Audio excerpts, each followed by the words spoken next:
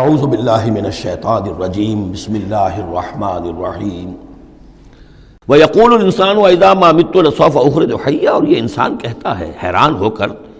کیا میں جب مر جاؤں گا تو پھر مجھے زندہ کر کے اٹھا لیا جائے گا؟ یعنی یہ وہ لوگ ان میں سے کہ جو بعث بعد الموت کے منکر تھے۔ میں نے بارہا آپ کو بتایا کہ اکثر و بیشتر تو وہ مانتے تھے،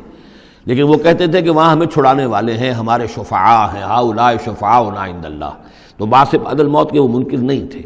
لیکن ایک طبقہ ان میں ایسے لوگوں کا بھی تھا۔ اب یہ ان کی بات ہو رہی ہے۔ وَيَقُولُ الْإِنسَانُ وَإِذَا مَا مِتُّ لَسَوْفَ أُخْرَجُ حَيًّا، کہ جب میں مر جاؤں گا پھر مجھے دوبارہ اٹھا لیا جائے گا اور نکال دیا جائے گا۔ أَوَلَا يَذْكُرُ الْإِنسَانُ، تو کیا اس انسان کو یہ یاد نہیں ہے، أَنَّا خَلَقْنَاهُ مِن قَبْلُ وَلَمْ يَكُ شَيْئًا، کہ وہ کچھ بھی نہیں تھا اور ہم نے اسے پیدا کیا ہے۔ تو کیا مشکل ہے ہمارے لیے دوبارہ اس کو پیدا کر دینا؟ کیا تھا وہ پہلے، اس کی کیا حقیقت تھی؟ یعنی جہاں سے ہم اپنے آپ کو جانتے ہیں وہ بھی ظاہر بات ہے کہ ایک نطفہ ایک ہے، اس سے ہمارا آغاز ہوا، یہ تو سبھی جانتے ہیں نا۔ تو اس سے اللہ تعالیٰ نے اگر انسان بنا دیا ہے تو کیا اللہ تعالیٰ دوبارہ تمہیں پیدا نہیں کر سکتا؟ فَوَرَبِّكَ، تو قسم ہے تیرے رب کی، لَنَحْشُرَنَّهُمْ وَالشَّيَاطِينَ، ہم جمع کریں گے ان سب کو بھی اور تمام شیطانوں کو، ثُمَّ لَنُحْضِرَنَّهُمْ حَوْلَ جَهَنَّمَ جِثِيًّا، اور پھر ہم سب کو جمع کر لیں گے جہنم کے گرد کہ یہ اپنے گھٹنوں کے بل گرے ہوئے ہوں گے۔ ثم لننزعن من كل شيعة أيهم أشد على الرحمن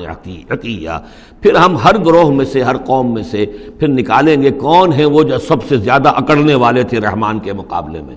بلاؤ ادھر سے ابو جہل کو اور بلاؤ ادھر سے عقبہ ابن ابی معیط کو، ہر گروہ میں سے جو سب سے زیادہ اللہ کا کی اس کے ساتھ گستاخی کرنے والا اور سب سے زیادہ تکبر کرنے والا تھا، پھر اس کو آگے نکال کر نمایاں کیا جائے گا۔ ثم لنحن اعلم بالذین هم اولی بها صلیہ، پھر ہم خوب جانتے ہیں ان لوگوں کو کہ جو بہت زیادہ قابل ہوں گے اور سب سے پہلے داخل ہونے والے ہوں گے اس جہنم کے اندر۔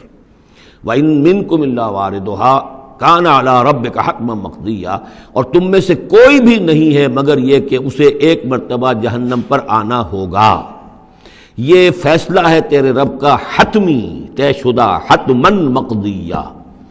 اس کا جو مفہوم سمجھا گیا ہے میں اسے اتفاق کرتا ہوں کہ اصل میں وہ پل صراط جس کا تذکرہ جو ہے آئے گا سورہ حدید میں بھی اور پھر سورہ تحریم میں بھی، جس کو ہم پل صراط کہہ دیتے ہیں، الصراط ہے وہ، یہی صراط مستقیم جس پر ہم چل رہے ہیں، یہ عالم برزخ کے اندر جا کر اور قیامت کے دن جو ہے یہی پل صراط بن جائے گا اور یہ جہنم کے اوپر ہوگا۔ گویا کہ اس پر سے گزر کر لوگ داخل ہوں گے جنت کے اندر، تاکہ مشاہدہ کر لیں کہ اللہ تعالیٰ نے کس چیز سے ہمیں بچایا ہے۔ اور وہاں پر جو جہنمی ہیں وہ ٹھوکریں کھا کھا کر اس میں گرتے جائیں گے چونکہ ان کے پاس روشنی نہیں ہوگی۔ یہ مضمون جو ہے کھل کر آئے گا سورہ حدید میں اور سورہ تحریم میں۔ تو یہ فرمایا کہ آنا تو ہر ایک کو پڑے گا، ہر انسان کا گزر اس پر ہوگا، تاکہ اور اس میں یہ کہ یقیناً جو بچا لیے جائیں گے ان کے دل میں کس قدر اللہ تعالیٰ کی اس رحمت کا اور مغفرت کی قدر کتنی ہوگی کہ اللہ نے ہمیں کس انجام سے بچایا ہے۔ وَإِن مِّنكُمْ إِلَّا وَارِدُهَا كَانَ عَلَىٰ رَبِّكَ حَتْمًا مَّقْضِيًّا ثُمَّ نُنَجِّي الَّذِينَ اتَّقَوْا، پھر وہاں سے ہم نجات دے دیں گے، بچا کر لے جائیں گے ان لوگوں کو جنہوں نے کہ تقویٰ کی روش اختیار کی تھی دنیا میں، وَنَذَرُ الظَّالِمِينَ فِيهَا جِثِيًّا، اور چھوڑ دیں گے ظالموں کو اسی میں پڑے ہوئے، وہ وہاں پر پڑے جائیں گے، گرتے جائیں گے اور اہل ایمان اور اہل تقویٰ نکل جائیں گے۔ وَإِذَا تُتْلَىٰ عَلَيْهِمْ آيَاتُنَا بَيِّنَاتٍ، اور جب انہیں ہماری روشن آیات پڑھ کر سنائی جاتی ہیں، قَالَ الَّذِينَ كَفَرُوا لِلَّذِينَ آمَنُوا، تو کہتے ہیں یہ کافر لوگ اہل ایمان سے، اَيُّ الْفَرِيقَيْنِ خَيْرٌ مَّقَامًا وَأَحْسَنُ نَدِيًّا، دونوں جماعتوں میں سے، دونوں گروہوں میں سے کن کے مکان و مقام بہتر ہیں اور کن کی مجلسیں بہت اچھی ہیں۔ یعنی اے مسلمانوں دیکھو، تم اور تمہارے رسول محمد صلی اللہ علیہ وسلم اور ان کے گرد جو لوگ بیٹھے ہوتے ہیں، نہ ان کے پاس دنیاوی دولت ہے، نہ حیثیت ہے، نہ وجاہت ہے، ایک ہم ہیں۔ دیکھو ذرا ابو جہل کی مجلس جا کے دیکھو کتنی آباد ہے، بڑے بڑے چودھری لوگ آ کر اس کے پاس بیٹھتے ہیں۔ ذرا کہیں جا کر ولید بن مغیرہ کی چوپال دیکھو، اس کی چوپال جو ہے اس کی کیا شان ہے۔ تو یہ وہی بات جو کہ ہم سورہ کہف میں پڑھائے ہیں، جو دو افراد کے مابین مکالمہ ہوا تھا کہ اس نے کہا تھا کہ میرے پاس مال زیادہ ہے، انا اکثر منک مالا واعز نفرا۔ اسی طرح انہوں نے کہا کہ ای الفریقین خیر مقاما واحسن ندیا، کہ یہ دو گروہ دیکھ لو تمہارے سامنے ہیں، ایک معلوم ہوتا ہے کہ مفلس ہیں، کلاش ہیں،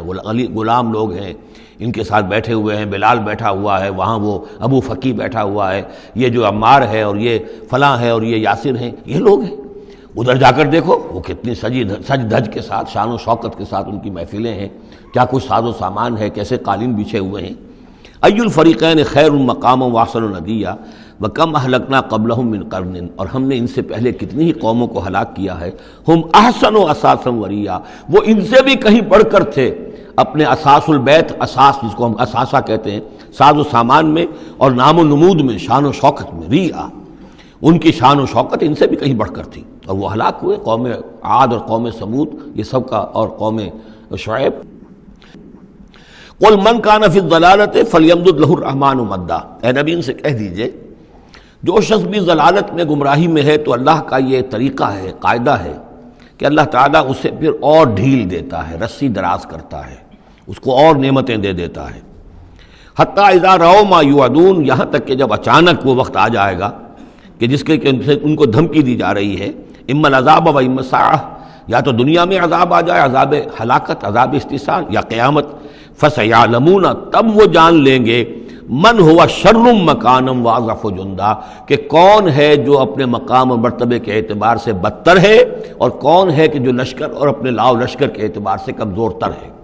اس وقت پتہ چلے گا کہ محمد زیادہ طاقتور تھے صلی اللہ علیہ وسلم، یا ابو جہل زیادہ طاقتور تھا۔ آخرت میں جا کر حقیقت کھل جائے گی۔ اس وقت تو یہ ایک سراب ہے، نظر آ رہا ہے، ایک ڈرامہ ہے، کھیل ہو رہا ہے، حقیقت جو ہوگی وہ منکشف ہو جائے گی اس دن۔ صدق اللہ العظیم۔